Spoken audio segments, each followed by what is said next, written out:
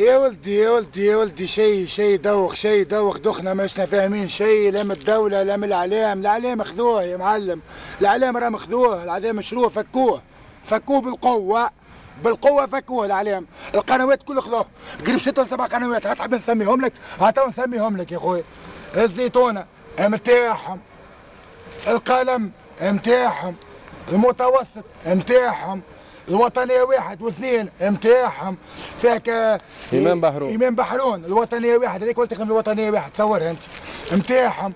قناة الزيتونة متاعهم، الجنوبية متاعهم، نسمة متاعهم، نسمة المتوسمين فيكم الخيرة متاع النهضة. ولات شي قاعدة قاعدة تنقل الحوار باش تسكر على كلمتين قالهم طابع حسين يحبوا يسكروا قناة يا معلم، وقال كلمة حق وماهوش غلط، اوكي ماهوش غلط.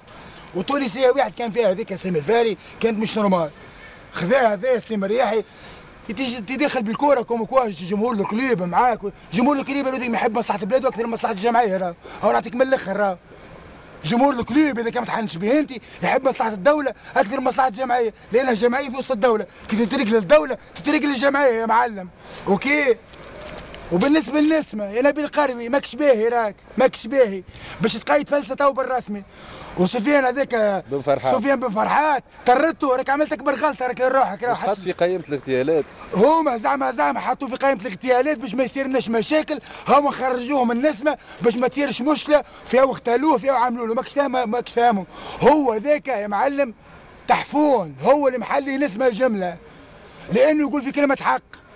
طردوا نبيل القروي لانه الشيخ ما يحبش سفيان، خاطر يقول في كلمه حق، والشيخ ما يحبش كلمه الحق. الشيخ يحب احنا الشحو اللي يعمل هكا، فهمتني؟ وحتى سفيان بن حميده جاي الطور مسكين زياد راه، اما نقول لك خليتونا احنا الشعب الزاويه باش نتفرجوا، نتفرجوا في الراديون، نتفرجوا في الموزايك. يمخ الهدرة هما قنوات العار، قنوات العار خذتهم من هذا. الزيتونه متوسط، قلم، قناة تونس الأولى، الوطنية 1 و2، نسمة، شكون أخرى؟ جنوبية، تيانان، هذوما قنوات النهضة. وحرار تونس ما نتفرجوش في إعلام العار نتاع النهضة، إعلام العار تاع النهضة ما نتفرجوش فيه على حرار تونس، ومش باش نتفرجوا فيكم. وشعب تونس يا شعب تونس ما ندعموهمش بطريقة غير مباشر، ما نتفرجوش فيهم، ما نتفرجوش احنا في اعلام العار نتاع النهضه، يحكوا على اعلام العار، هذا هو اعلام العار الصحيح، وما عادش نتفرجوا فيكم، وباش نخرجوا خارجه وقفه احتجاجيه على اعلام العار.